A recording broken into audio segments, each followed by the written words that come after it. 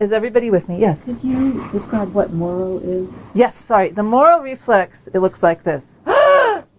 Everybody try it. Ready? Okay, and the Moro reflex is a really good thing. It's the way you get your first breath. Okay? It's stimulated by a drop in the head, and when the baby comes out vaginally in the normal way, the head drops and they go like this. Because they need to breathe, right? It's really shocking. And then, what happens after this? Right. So everybody, let's do that.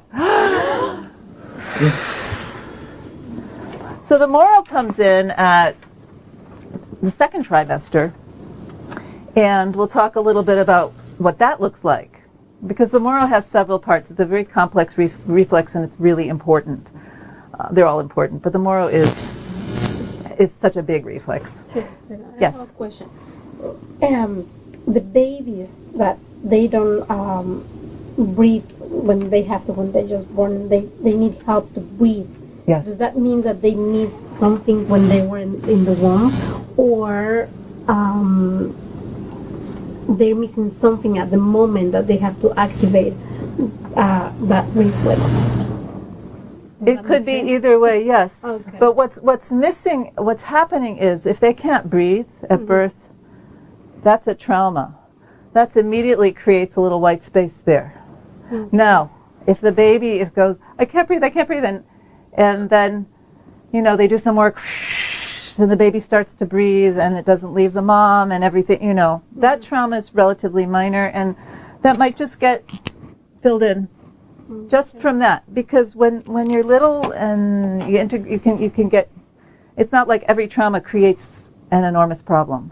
But if that baby goes into the NICU for 4 days or a month or 2 months, chances are that space stays there until someone comes along and helps to integrate it.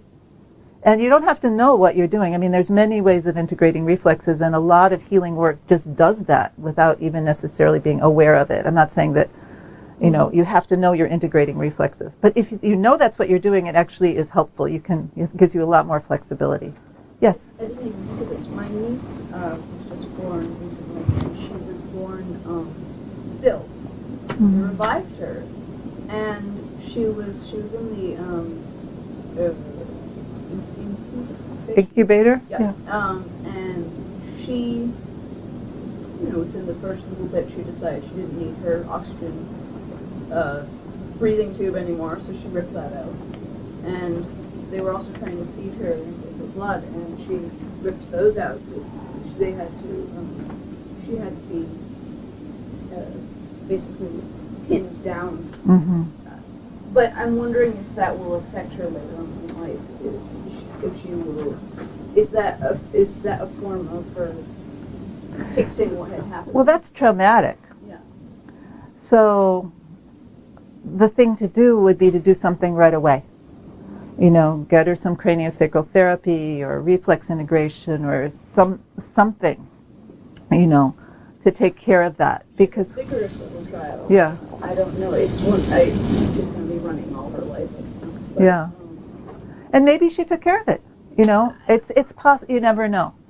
But in my office, it's amazing how functional a child can be and still have these places in themselves that are causing anxiety and alarm.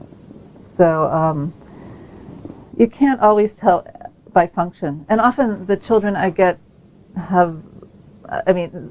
they come to me because the function is actually so much of a problem. No one could miss it, and those are the ones that there's no question about. But a lot of children seem just fine until they have trouble reading, or they aren't balancing really well, or they suddenly stop being able to sleep at night, or they get really picky about their food or something, little things. And that those are often indications that the reflexes are active.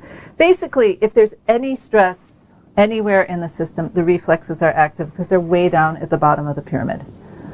And that may be the first place to look at, or it may be something to look at down the road. It depends on the case always. But it's always good to keep in your mind that reflexes are active. And if you can do integrative work as you go, you're helping everything, because the reflexes are just so basic. It's our movement, it's how we move. So I'm sort of going off.